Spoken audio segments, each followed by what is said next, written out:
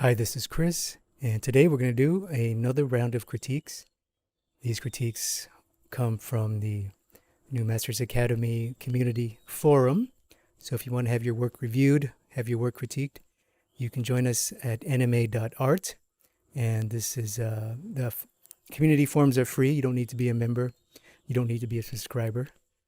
And if you're already in the forum and you're already sharing your work and you're waiting for a critique, please add value first, and we're going to give priority to those who are helping out others by critiquing their work.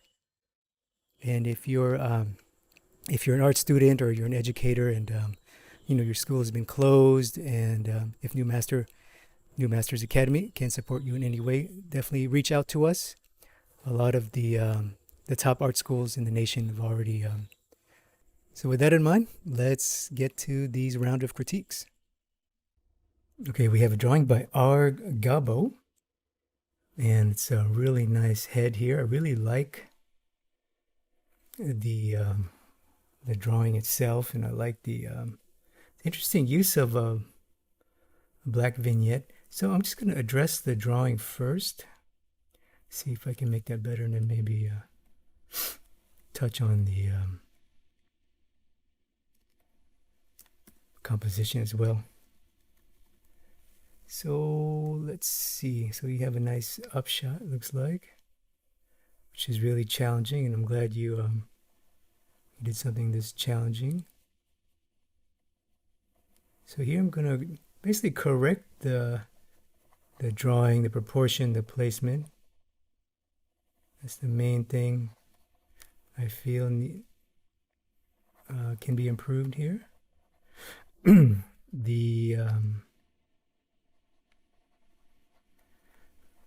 Because it's an upshot, the mouth needs to come up a little bit, and we need to see some of the underplane of the jaw, or at least indicate the underplane of the jaw. This cheekbone needs some definition here so we know where that is.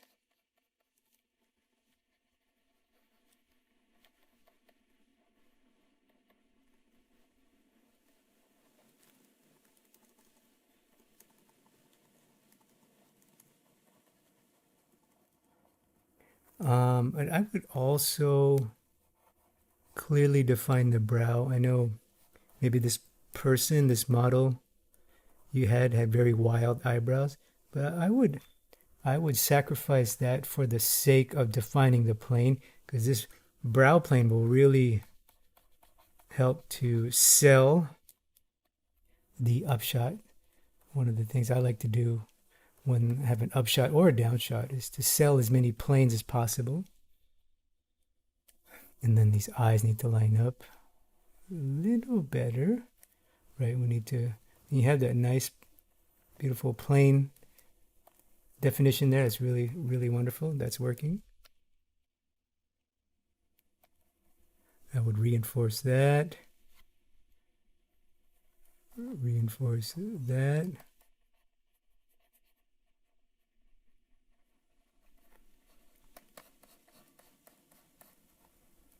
So you see right away how when I define the lower bottom plane of the chin and jaw there, it really adds a nice look to it. In fact, I would even go as far as to use some of whatever is happening here. I don't know if this was a design thing, but for me, I would use whatever clue I have to sell an upshot, because it's so difficult. You know what I mean? I would use the collar, any way, shape, or form. Maybe that doesn't look that good, but a little collar helps. That little V-neck there. And then the last thing is the eyes. So the eyes feel a little bit like openings. They feel flat. They don't feel spherical. So I know that you understand this. It just takes a little bit of practice to kind of draw the eyes as spheres and sockets. That's how I like to think of eyes. spheres inside of sockets, balls inside of a bony K, basically. A socket is like it's like a bony little hole. So socket implies that they tend to be recessed and tend to be in shadow. So that's kind of have that going there, which is great. So yeah, that's all. Really, I feel would help this drawing, but overall, I think it was very successful as a little drawing, a little study. I'll just clean up a few things and reinforce the low angle or the upshot. And I look forward to seeing your next drawing there. Thank you. Okay, we have another little head study here. So I like this interesting look and this kind of ethereal quality. Kind of reminds me of one of these Chinese artists who do those really expressive charcoal drawings. Kind of has that feel. So with that in mind, let me adjust the composition a little bit. I think it being a little centered, a little bit off-centered will make it nicer because there's so much of that shadow shape that dominates the composition. So I think that's a better composition right away. Then let's address the drawing. And I know you're kind of going for that ethereal look, that minimal technique look. It's interesting effect you got there. It looks like Photoshop, I'm guessing. So right away the head feels a little slumped. It's kind of like slumping forward. So let's see if we can address that. And here's what I mean by that. It's kind of like, whoop, there you go. And it feels a little tall. Let's drop it down a little bit, just a touch. Yeah, it just felt a little tall proportionally. I'm not sure. So maybe that's the nature of this model. Some models just have very tall foreheads. So I could be wrong. I think just that touch. It was kind of feeling a little caricaturish, but for sure it was slouching forward. It was slouching forward. The head was doing. It was kind of all moving this way. So we don't want that. We want the head to to nicely curve back. And that's really the main comment I had.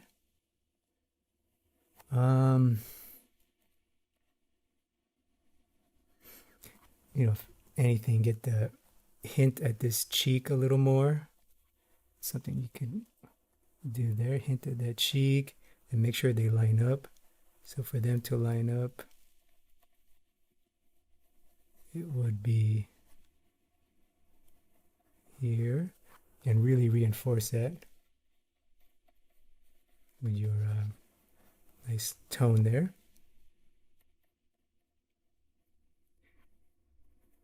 Yeah, the eyes look great. They do feel spherical. I like that. So that's working.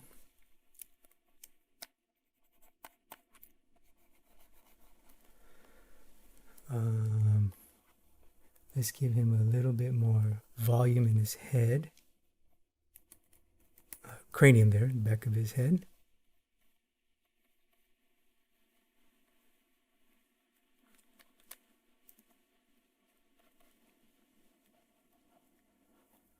Let's see.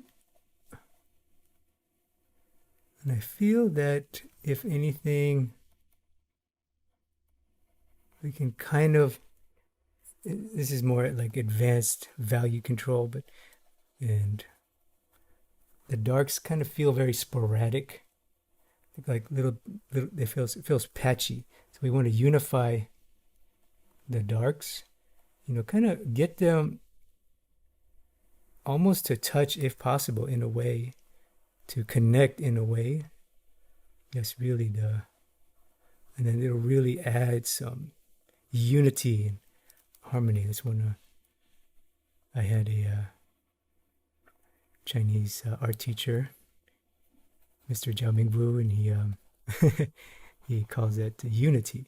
So, for example, maybe here, you can put a little bit of a dark there and connect it there.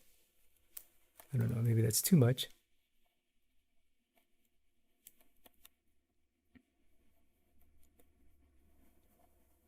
Hope that makes sense what I'm trying to say. This is not 100% necessary for what you were doing, but I think it does add a little bit more unity. See how the darks are kind of like, dark here, dark here. There's no relationship between the darks. So you kind of want to get them to all kind of touch if possible. If not, it's okay. At least kind of hint, right? This hints at here, this hints down here. And then this trails off. So that's the end of it. So these hint to the ear wraps around, hints to the hair then goes in this direction and then comes down to the forehead. That's just a suggestion. It's a value controlling. Eye flow, really, that's what it is. It's eye flow. All right, thank you for your drawing. Look forward to your next drawing. Thank you. Here we have what looks like a study or a reference from this King Arthur movie. I could be wrong. It's my first guess. But anyway, it's a wonderful illustration. The head drawings are very nice. So I don't quite know the purpose of this drawing. Meaning, were you trying to do like, are you trying to make a comic panel, make a storyboard frame? Are you trying to, just simply study a head drawing in your style? So I don't quite know the purpose. So what I'm going to do is I'm just going to flow, assuming that this is as is. It's a finished composition. It's a finished image. So for me, two things. Number one is let's take a look at the tonal composition. Let's see if it's working. And I think so. What I'm going to do here, I think, if we really zoom out, right? I think tonal composition wise, it can be definitely improved because everything's kind of in this like middle gray, even gray. So it does look very flat in terms of the tonal separation, right? So right away we can remedy that.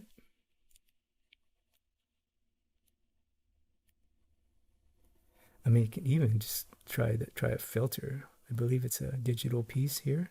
So just put on a little levels will work. Yeah, there you go. There it is. It's there. Yeah. Just a little bit more contrast so they have more separation. See how now this King Arthur guy pops off the frame? Much, much better. Oh yeah, much better.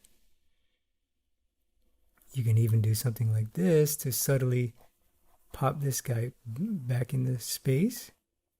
Boom. So now we got total King Arthur, and I would design this shadow. So that's just right away something you could do with the value. I mean, if that's your intent, to make it more of a finished piece. And I think also if I were to evaluate it as a finished piece, it does feel very cramped. So compositionally, I would just give it a little bit more breathing room, just a little bit more, and then maybe.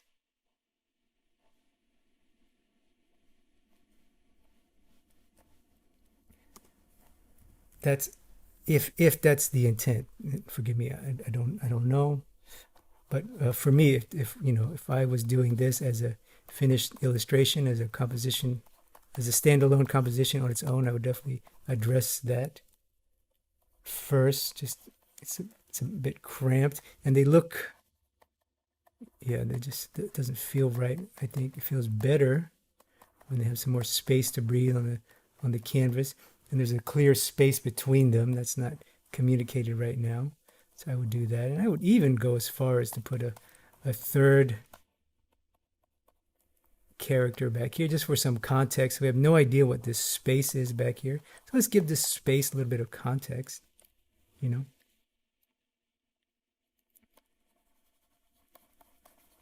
Give space a little bit of context by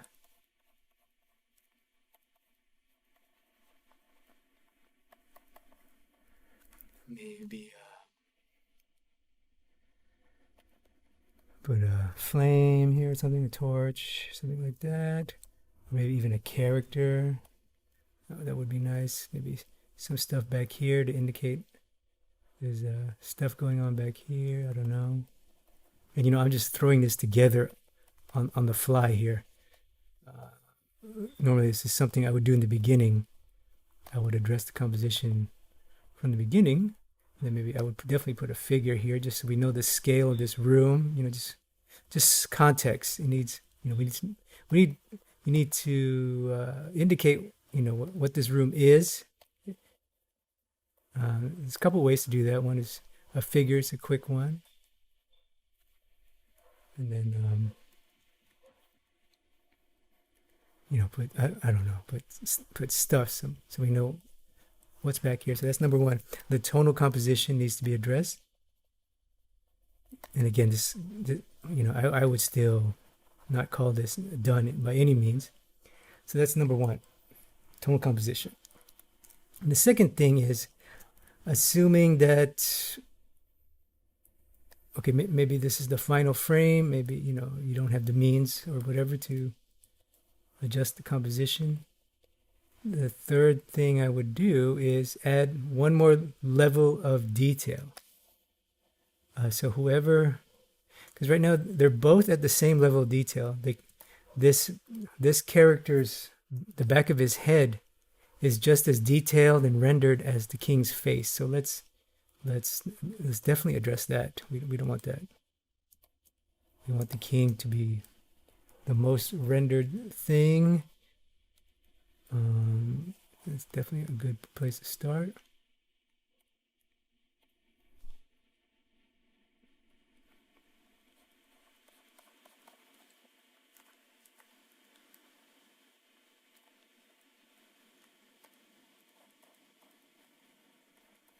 You know, put a little stronger highlight on him. You know, go in and add some more, you know, just some greater level of finish. You know, it looks like you're on the way there. You're definitely on the way there.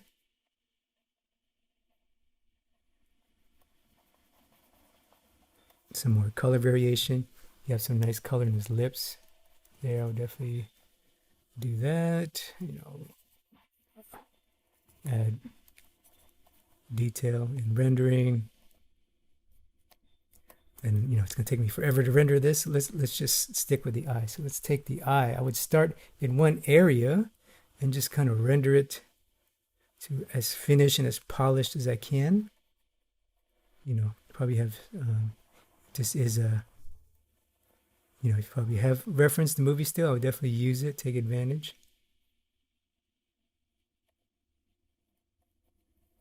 And just take one area to a nice level of finish. I mean, don't have to take it like to a, you know, full, like a, you know, like a photorealist. Takes you 2 months kind of finish. That's not necessary, but just at least so we know that, okay, this person is more important than this foreground character. He has more attention and care, more rendering, more detail. So that would be next. I'll just keep going with that, and also, you know, add texture brushes, various line works, you know, skin tones. You know, you have color variation. Lots of things you can do here to add, you know, more, just more care, more finish to this little king character here.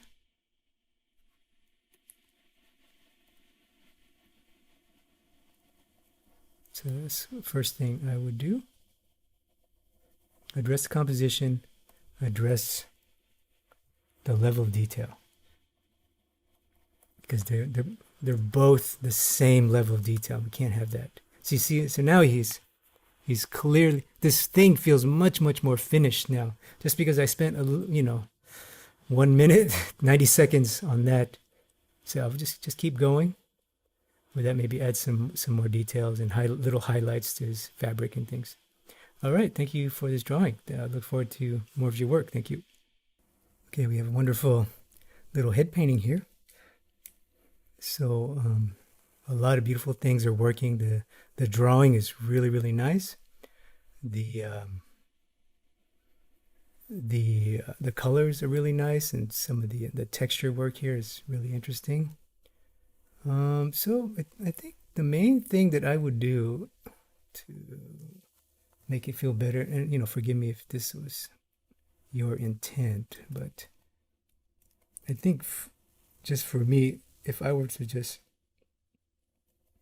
evaluate this as a picture standing on its own, I would just like to have a little bit more room in this right shoulder. Her left shoulder just feels a little cramped. So that's just something I would address.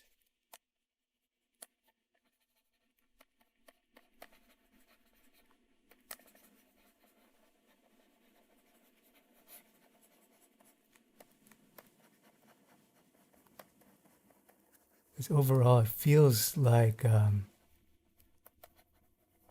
feels a little unnatural now that I look at it. The way the proportion of her head relative to her shoulders. So maybe that's accurate based on the reference. Maybe it's a stylistic choice she had. So I'm not quite sure. That might have been a conscious choice, but.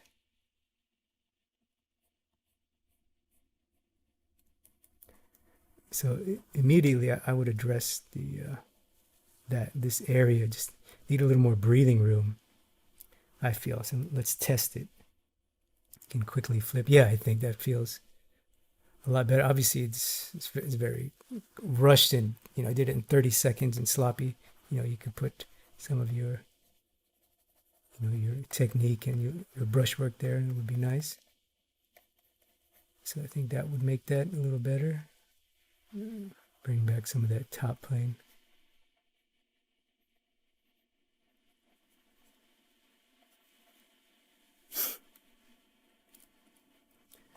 In fact, we can even, do that.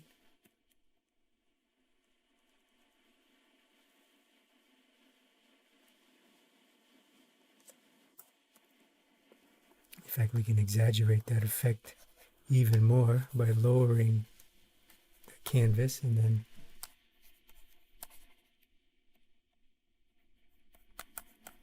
this is definitely the wrong brush. It's kind of taking away from the look. Look a lot better if I use more of a proper paintbrush looking brush. A little Photoshop brush here.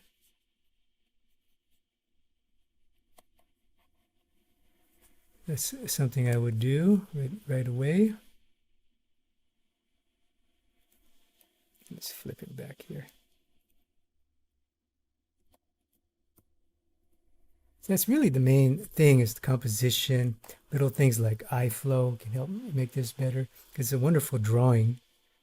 Maybe soften that neck a little bit. It's in shadow, so it shouldn't be that hard. And I believe this is digital, so if it's like a Photoshop or a Procreate, it's very easy to adjust the canvas. And I love what you did here, and I know this was conscious. I hope this was conscious. You put some blue here. That just makes it sizzle so much. That was a conscious choice to put some blue there, and you also did it here. You put the same blue. I love that. I tell my students to do that all the time. I used to teach digital painting at NMA.art, which was a entertainment art school in Hollywood in Los Angeles. And you know, when students are new to color, they don't know these kind of tricks and principles. And I learned that from Steve Houston. So I'm sure you did. You're probably familiar with Steve and his philosophy. So that's a wonderful. It's a wonderful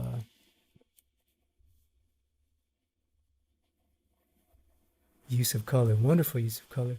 And the last thing, and you may or may not agree. This is just. I would just try this. I don't know. I'm going to try this. I'm going to exaggerate this like lipsticky blood thing you have going there. I don't have let me try this brush. I used to have a blood splatter brush. It would be really perfect for this. Look at that. Really exaggerate that. I don't know. It might be too much. I think it just adds a little bit more sizzle to it. I don't know. What do you think? I like that. That's a stylistic choice. I don't know, but it just looks more fun. But the main thing is, for me, it's just a little more breathing room around the head, around the canvas, because your drawing is really solid. I don't really have any comments for the drawing. The colors are really, really nice. Very beautiful use of color. Yeah, just little touches, a little bit of personal taste. If anything,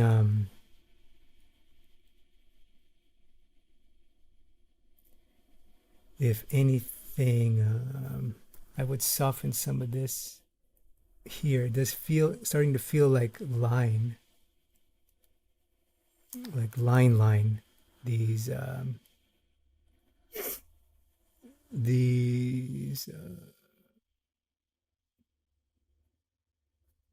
eyelids, excuse me there. So I feel very outlining, cartoony. You don't want that because you have a nice, really nice realism happening there. So let's really keep the integrity of the realism that you established. Really nice there, and just kind of just soften the line. They feel like cartoon outlines too much. We don't want that. And maybe soften this passage a little bit.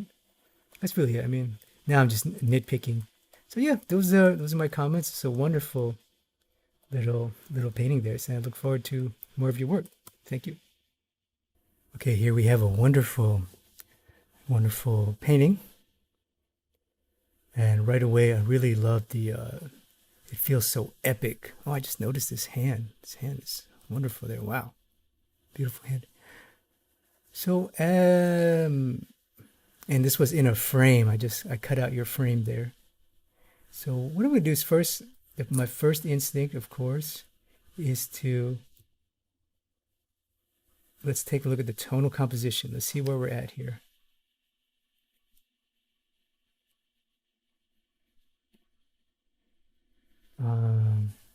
I think some of the separation from the background can be made better. So there's two things. I think one, let's lighten the background a little bit. It's not going to take much, just a little bit. Lighten the background. And I'm doing this in the computer. It's very easy to do in a computer. And I know this is, I believe it's an oil painting. So this will take you much more labor to do. You can leave that hand, pop that hand out. Yeah, I would just bring your shadows to a black. It looks like you have that very beautiful like Steve Houston influence. I love it. I love it. He was my biggest influence. He still is in a lot of ways. Because for me, I want to see separation from the background. I want to see separation. I desperately want separation. And it doesn't have to be dramatic separation like this arm from the sky, but something, because you will gain, and I think I understand the effect that you're trying to get, you will gain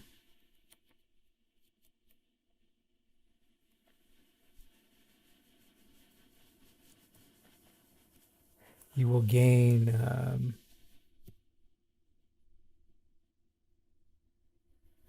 depth. That's what I'm trying to say. You'll gain massive depth when you if you push this sky back where it belongs. The sky pops forward too much, and you may want that. I don't know. You may want that. I would argue to push it back, because what for me here, what I see compositionally is three layers of space: foreground character, midground character. There's a four really: foreground character, midground character, this environment thingy here, and the sky and whatever back here. It's like, is it the ocean?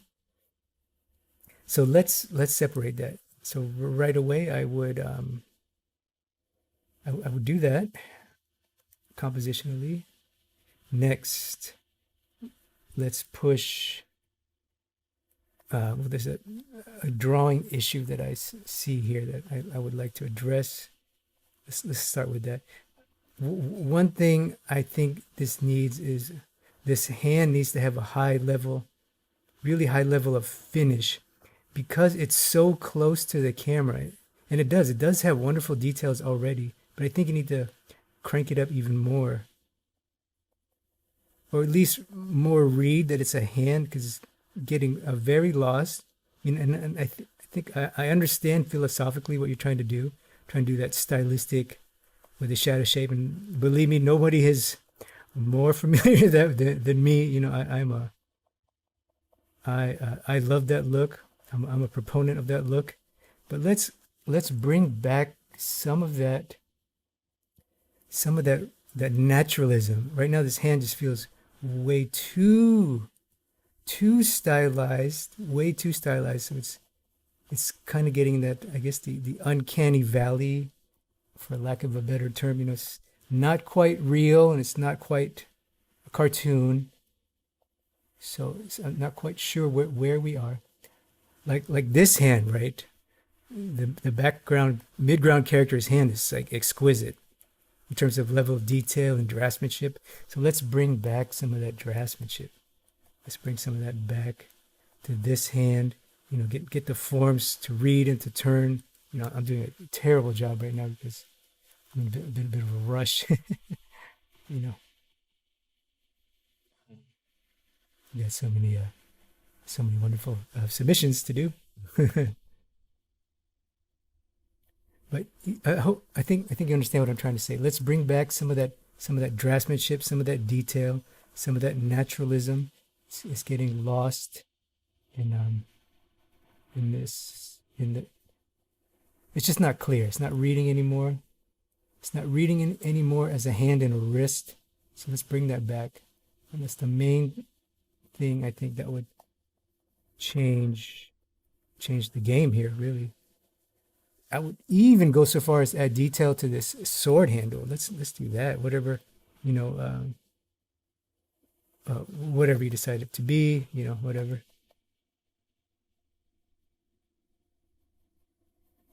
See, so now it's coming forward. Let's bring back some of that. We want, because I'm desperately trying to bring it forward. Composition, that's what I'm desperately trying to do. So that's that. So bring this forward. Next is, I would address the some of this rendering. It feels a little too abrupt, and you know, probably the reference did that, but let's just knock some of it back. Let's design this a little better. So this is a case where design would come in. Let's knock some of that back, because those shapes just felt way too outliney. And again, that's taking away from the realism you already established with that beautiful hand. That's a wonderful hand. Let's knock some of these, soften some of these up a little bit, because right now the shadow is so hard on the lat there and on the teres around the scapula, that it's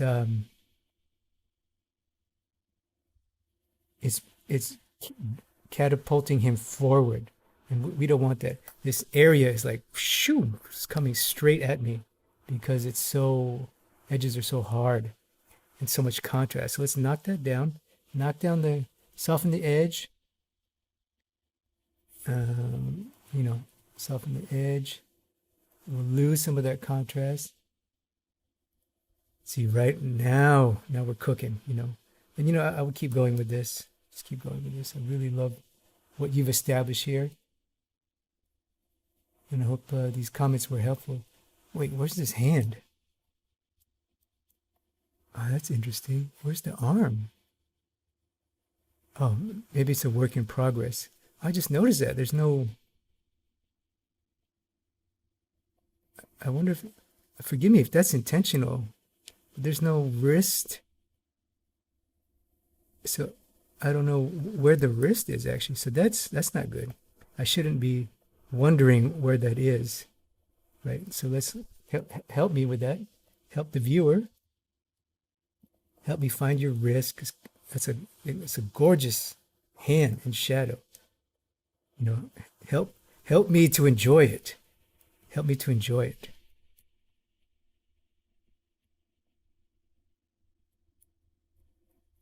All right, so I hope those comments were helpful. I think, you know, color-wise is working too. You know, and I definitely feel like you understand color, so I think that's not a problem. But, you know, without tonal composition, in my opinion, nothing moves forward pictorially. This is the first read that must be addressed. So this must be addressed. So wonderful painting, and I look forward to more of your work. Thank you. Okay, this last critique is a portrait. It's a wonderful, wonderful portrait here. Wonderful lighting, wonderful colors. I really enjoy the colors, and I enjoy the draftsmanship, the wonderful drawing. So, you know, as a picture maker, my first thing I always want to address is the composition. How can we make it better? And I think right away, and I've probably said this way too many times in this video, it's just it's a little cramped. I would just like to give it some more breathing room, especially if you put a frame on this. And you know, forgive me if that's intentional, or forgive me if that's, maybe there is more canvas that I'm not seeing in this JPEG that I got here. But you know what I mean? See, already just he feels more regal, like you're giving him more space. He's just way too crazy. It looks like, you know, you taking a selfie. This looks like a portrait sitting. You know what I mean? Like a royal grand portrait sitting. Before, it kind of felt like a selfie on an iPhone. You know what I mean? Just this little bit of space to breathe. You know, and I would go even further, because you have to consider you're probably gonna put it in a frame. So I would go even further. I'll go even further, but so I hope that makes sense, what I'm trying to say. Give it some more space, let it breathe. Let it breathe. I'm just going to do it again. So that's me, you know, and forgive me if that was intentional. Maybe that was an intentional storytelling choice. Like, okay, he lives in a cramped world, but okay.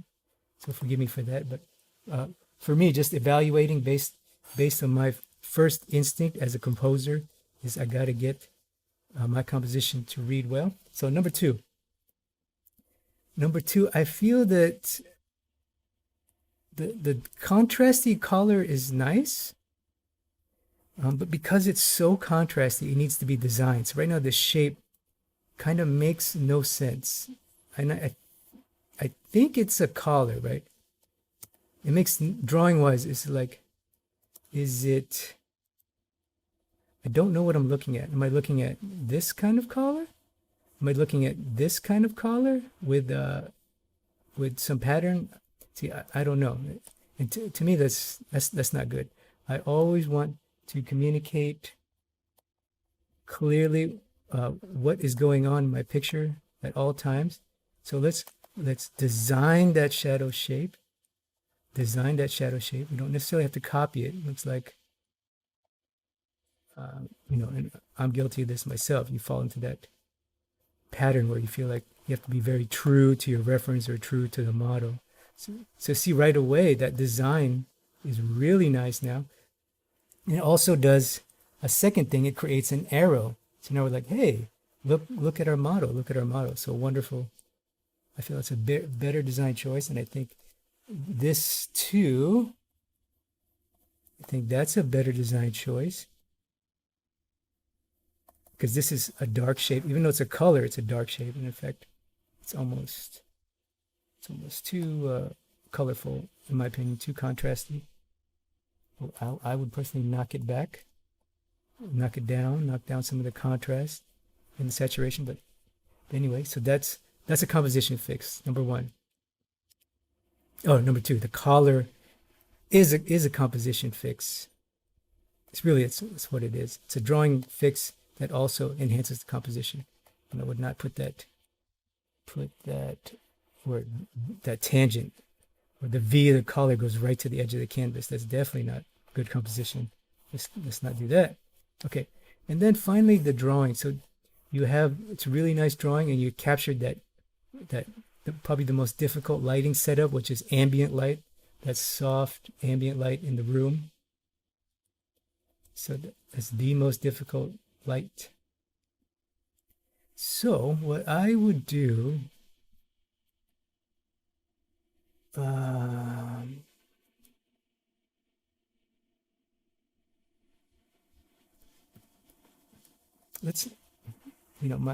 inclination is to keep turning it up, and you have a nice soft rim light here. Let's use that. Let's heighten that contrast of that so we can start drawing the form, communicate the form. Use a little bit of that. Round that skull here. And this, will help you correct your drawing. I mean, the drawing is wonderful, and I know I'm using a computer, so it's, it takes almost no effort to draw this, but to draw this with a brush, with the right color and the right edge is very difficult, so I understand. Let's see. And then, I would maybe address, again, that edge just to make it feel more like skin. Feels a little rough right there. Use that light again. Use that rim light you're establishing there to help draw and show planes and show forms. Use that rim light again here.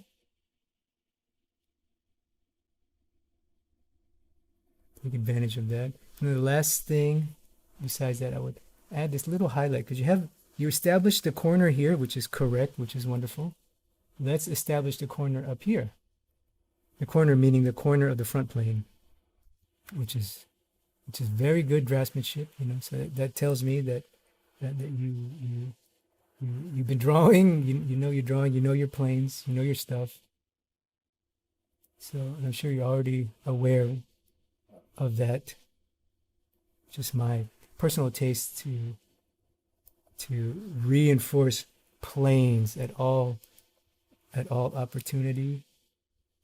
And maybe you did that. I would say take one eye to a high level of finish, and I think you chose this eye, which is great. So that's really it. It's a wonderful, wonderful piece with the most difficult lighting, the most difficult subject and most difficult lighting. So really well done. And I look forward to more of your paintings. Thank you.